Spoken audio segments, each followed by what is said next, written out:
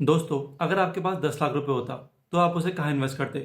Fix deposits या फिर mutual fund? अगर आप सोच रहे हैं कि भाई एफडी तो सेफ है, वही बेस्ट रहेगा, लेकिन क्या आपको पता है कि 10 साल पहले जिन लोगों ने एफडी में अपना पैसा इन्वेस्ट किया था, आज उनका पैसा आधा हो गया है, या फिर कितनों का तो आधा भी नहीं बचा। आज उनका पैसा महंगाई की वजह से आधा भी नहीं बचा। हाँ दोस्तों, इन्फ्लेशन ना एफडी का सबसे बड़ा दुश्मन है, लेकिन इसका मतलब ये नहीं कि म्यूचुअल फंड एकदम बेस्ट है। तो आज की इस वीडियो में हम दोनों का फेयर कंपैरिजन करेंगे ताकि आप समझदारी से अपने पैसे को ग्रो कर सकें। तो सबसे पहले बात करते हैं एफडी यानी कि फिक्स्ड डिपॉजिट्स की। बहुत लोग ना एफडी को अपना फाइनेंशियली सेफ जोन मानते हैं, और ये सच बात भी है। बैंक में पैसा डालने के बाद कोई टेंशन नहीं, फिक्स्ड इंटरेस्ट भी मिलता है और रिस्क भी जीरो है। लेकिन दोस्तों, एक छोटी सी प्रॉब्लम है, एफडी का इंटरेस्ट रेट ना इन्फ्लेशन को बीट नहीं कर पाता। समझाने के लिए एक सिंपल सा एग्जांपल लेता हूँ। अगर आपने 1 लाख का एफडी 10 साल के लिए बनाया और मान लो बैंक आपको 6% इंटरेस्ट दे रहा है, तो आपके पास 10 साल बाद सिर्फ 1.79 लाख रुपीज होंगे। लेकिन अगर उसी टाइम में महंगाई 7% रेट से बढ़ रही है, तो जो चीज आज आप 1 लाख में ले सकते थे, वो 10 साल बाद 2 लाख की हो चुकी होगी। मतलब एफडी में पैसा रखना सेफ है, लेकिन उसकी वैल्यू धीरे धीरे गिरती है, और ये सबसे बड़ा रिस्क है। अब बात करते हैं म्यूचुअल फंड्स की। आपने जरूर सुना होगा म्यूचुअल फंड सही है, लेकिन इसका मतलब क्या है? म्यूचुअल फंड का फंडा सिंपल है, आपका पैसा मार्केट में इन्वेस्ट होता है ताकि आपको एफडी से ज्यादा रिटर्न मिल सके। एग्जाम्पल लेते हैं, अगर आपने 1 लाख रुपए का एसआईपी का लमसम डाला एक इक्विटी म्यूचुअल फंड में जो 12% का आपको रिटर्न देता है, तो 10 साल बाद आपका ये पैसा 3.1 लाख रुपए हो जाएगा। मतलब यहाँ पे आपको एफडी के मुकाबले 2 गुना ज्यादा रिटर्न मिलेगा।